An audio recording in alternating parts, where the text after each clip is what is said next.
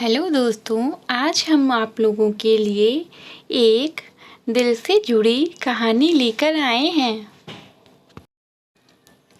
रोहन कुछ दिनों से बहुत परेशान था। उसके सामने रखी चाय भी ठंडी हो गई। वर्षा ने रसोई से आकर देखा और बोली, अरे आपकी चाय पर तो पपड़ी जम गई है, आपने पी क्यों नहीं? लाइए दोबारा गर्म कर लाती हूँ। कप उठाते हुए बोली। दोबारा से चाय गरम कर उसके सामने रख कहने लगी, कुछ परेशानी है क्या? अगर हो तो आप मुझसे कहिए ना। ना तो आप ठीक से खाते हैं, ना बातें करते हैं, ना बच्चों से बोलते हैं। माँ भी कह रही थी बड़े गुमसुम से रहते हैं।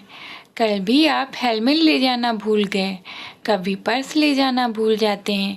क्या हुआ बताएंगे? वर्षा, महीने की 1 तारीख है, सबके पेमेंट करने होंगे और मेरे काम को ठप हुए 6 महीना हो गए हैं। रजिस्ट्री भी बंद होने पर मकान ज़मीन की खरीदारी बिक्री पर रोक लगी हुई है। इतने दिनों से खर्चा कर रहा हूँ और काफ़ी पैसा ज़मीन में लगा है। अब मेरे पास जमा पूंजी भी नहीं बची है। रोहन एक ब्रोकर है, घर का खर्चा कैसे चला लूँगा? मुझे तो तुमसे कहने में बड़ी शर्म आती है। वर्षा फटाफट कमरे में गई और अलमारी से रुपए निकालकर रोहन के हाथ में रखते हुए बोली, यह लीजिए, जो पेमेंट हो कर दीजिए। महीने का राशन पानी की चिंता आप मत करिए, मैं हूँ ना, सब संभाल लूँगी, बोल मुस्कुराई। हाथ में रुपए लिए रोहन उसे रसोई में जाता देख अतीत की गलियारों में खो गया। पैसा पैसा पैसा, आखिर कितना पैसा चाहिए होता है तुम्हें? जब भी घर में घुसता हूँ अपनी फरमाइश की लिस्ट खोलकर बैठ जाती हो।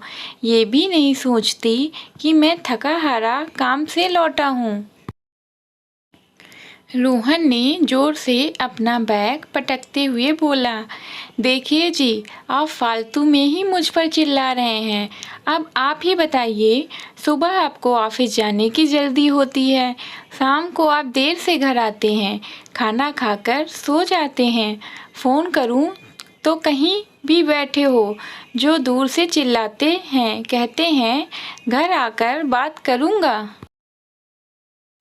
छुट्टी वाले दिन आपको सिर्फ खाना आराम करना होता है, उसके बाद अपने दोस्तों से मिलने चले जाते हैं। फिर आप ही बताइए, आखिर ऐसा कौन सा समय है जब मैं अपनी बात आपके सामने रख सकूं? अच्छा, अब इतना हंगामा मचा ही दिया है तो बोलो क्या चाहिए? मुझे 5,000 चाहिए थे। वो बस मैं पैसा छापने की मशीन हूँ, तुम्हारे बोलने की देर है और पैसा मशीन से बाहर। ऐसा नहीं होता।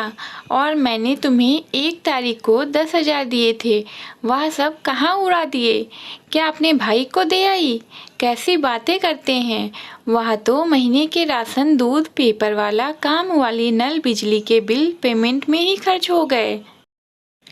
तो फिर अब तुम्हें क्या ज़रूरत आन पड़ी? देखी हर महीने यह चिक चिक होती है। चिंकी के दूध का पाउडर, डायपर, साबुन, शैम्पू और भी ना जाने कितनी चीज़ें जो अचानक ही मुझे चाहिए होती हैं। और फिर अपने लिए कुछ लेना हो तो हर बार आपको हिसाब दो। इसीलिए आप मुझे 5,000 दे दीजिए, मुझे जो करना होगा मैं कर लूँगी। और ऐसा आप हर महीने कर दिया करिए, जिसका आप मुझसे हिसाब मत लिया करना। तुम्हारा दिमाग है? पैसे का पेड़ होते हैं, मैं जितना दे सकता हूँ वह मैं दे देता हूँ।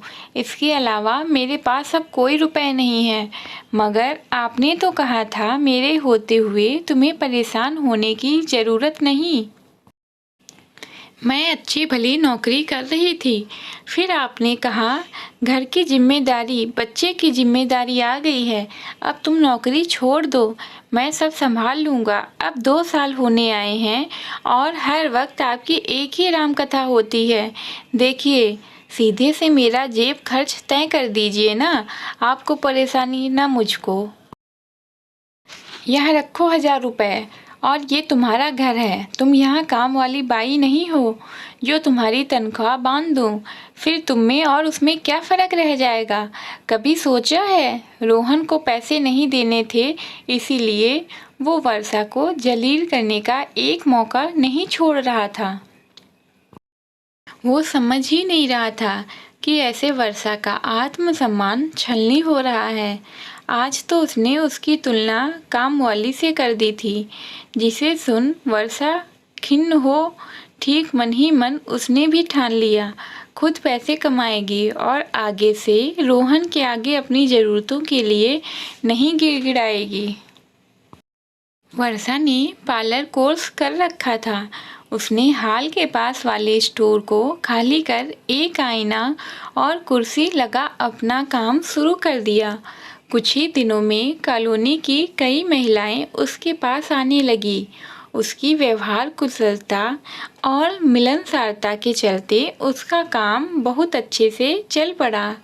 कई बार सास ससुर जेठ जेठानी उसका विरोध करते, कितनी ही बार बुरा भला कहने से नहीं चूकते थे, मगर अब वर्षा उन्हें साफ कह देती, अगर आप लोग मेरे काम में सहयोग नहीं कर सकते तो मेरे काम में दखल भी नहीं करेंगे, और फिर मैं घर में बराबर सहयोग करती हूँ और अपनी बच्ची को किसी के भरोसे नहीं छोड़ती।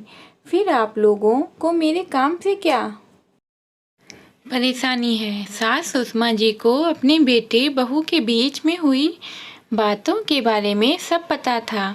उनका आज्ञाकारी बेटा उन्हीं के कहने पर अपनी पत्नी को पैसों की तंगी बनाकर रखता था, सिर्फ शक के चलते कि बहू अपना सारा पैसा अपने मायके में दे आएगी, जबकि ऐसा कुछ भी नहीं था। वर्षा को रोज़मर्रा की ज़रूरतों के लिए पैसा चाहिए था। इतनी मुश्किलों और विरोधियों के बाद भी वर्षा 4 साल में सशक्त हो गई। यह कोई पहली बार नहीं था। उसने रोहन की मदद दूसरी बार की थी, वह भी बिना कुछ सवाल जवाब किए, क्योंकि उसे पूरा भरोसा था कि उसके पति को पैसों की ज़रूरत है। अचानक कुकर की सीटी सुन रोहन की तंद्रा भंग हुई और दौड़कर रसोई में पहुंच बोला, भाग्यवान, काश मेरी सोच तुम्हारे जैसी होती। जब तुम्हें रुपए पैसे की ज़रूरत होती, मैं बिना किसी शक सवाल के तुम्हें दे देता। हम पतियों को यही सिखाया जाता है, पत्नी के हाथ में पैसा नहीं देना चाहिए। हम जीवन भर रिश्ते में दिमाग चलाते हैं, मगर हमारी जीवन संगिनी या दिमाग से नहीं, दिल से एक अनजाने व्यक्ति और उसके पूरे कुटुंब को संभालती है, और हम हमेशा उसके हर काम में गलतियां ढूंढने की कोशिश करते हैं और उसे नीचा दिखाने में ज़रा देर नहीं करते। अरे, जब औरत घर वालों की ज़रूरतों को वो हम मर्दों से ज़्यादा अच्छे से समझती हैं, बचत भी करती हैं, ज़रूरत पड़ने पर कंधे से कंधा मिलाकर भी चलती हैं, फिर क्यों हम रुपए पैसे के मामले में औरतों पर विश्वास नहीं करते, जबकि सही मायनों में गृह लक्ष्मी तो वही है। बोल वर्षा को गले लगा लिया। Thanks for watching. Please like and subscribe. Please guys, visit again. Bye bye.